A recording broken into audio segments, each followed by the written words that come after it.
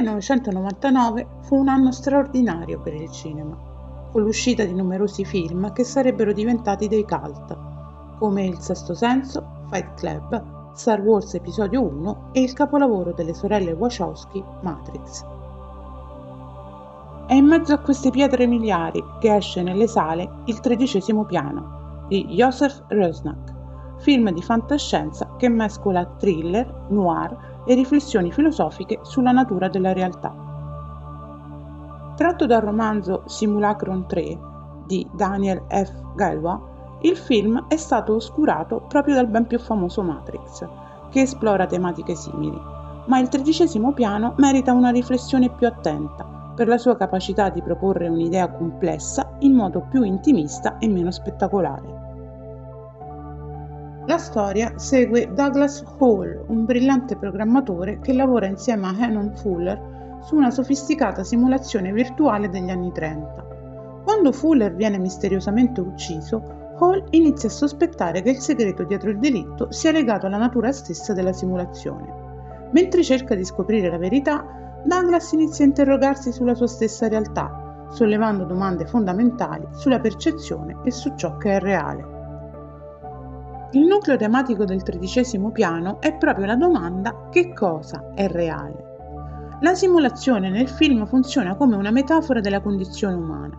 Ci pone di fronte all'idea che potremmo essere controllati da forze esterne e ci fa riflettere sull'illusione della libertà, evidenziata proprio dai personaggi all'interno della simulazione, inconsapevoli della loro condizione, mentre i creatori, Hall e Fuller, sanno che stanno manipolando un mondo artificiale. A sua volta, Hall inizia a interrogarsi sulla natura della sua stessa realtà e insinua nello spettatore il dubbio di essere lui stesso parte di una simulazione, creando un effetto a scatole cinesi che amplifica l'inquietudine filosofica del film. La regia di Joseph Rusnak presenta uno stile sobrio e attento ai dettagli, che predilige una narrazione lineare e una gestione quasi classica del ritmo. Rusnak opta per un'atmosfera che mescola il noir e la fantascienza in modo delicato, concentrandosi più sull'inquietudine sottile e sui dilemmi esistenziali piuttosto che sull'azione o sugli effetti visivi spettacolari. Nonostante la trama contorta e la profondità filosofica della storia, Rusnak mantiene un controllo rigoroso, senza permettere che il film diventi troppo complicato o confuso. Un approccio che diventa però un'arma a doppio taglio. Mentre preserva la chiarezza della trama, manca quel tocco visionario e innovativo che avrebbe potuto rendere il film memorabile dal punto di vista stilistico. Le interpretazioni nel film sono solide, anche se non memorabili.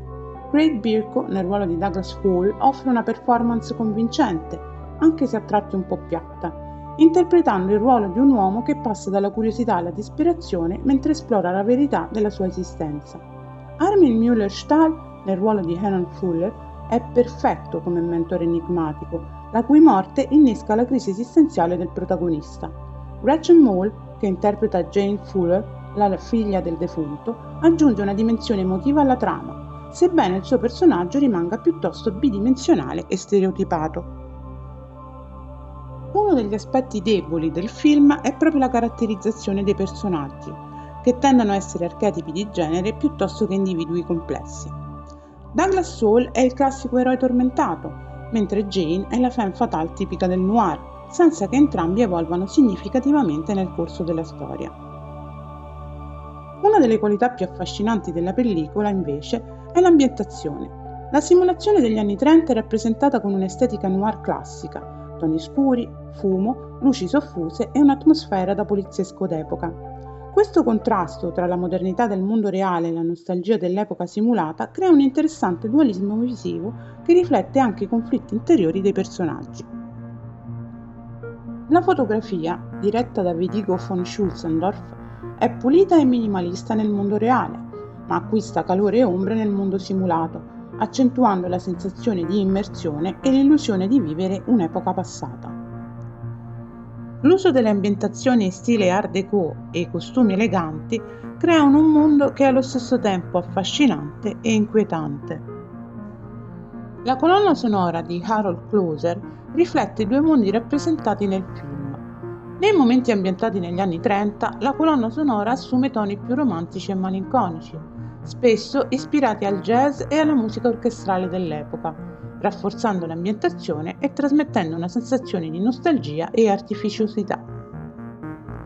Nei momenti ambientati nella realtà moderna, Closer opta per sonorità più elettroniche e minimali, con brani che rispecchiano l'ansia e il mistero della trama e contribuiscono a creare una tensione sottile che accompagna il viaggio di Douglas Hall mentre scopre la vera natura della sua esistenza.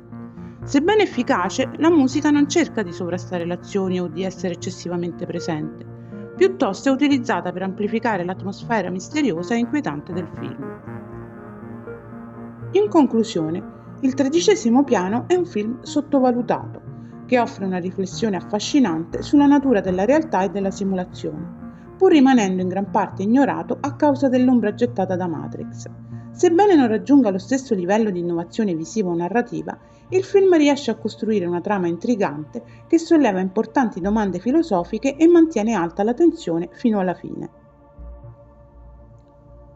Il suo stile noir, unito alla narrazione riflessiva e alla sua attenzione ai dettagli, lo rende un'opera da riscoprire, soprattutto per gli appassionati di fantascienza distopica e dei film che esplorano i confini tra realtà e illusione.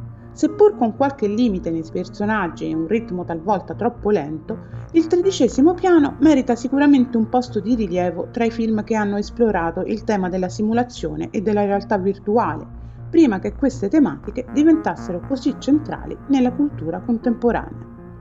Voto 8/10.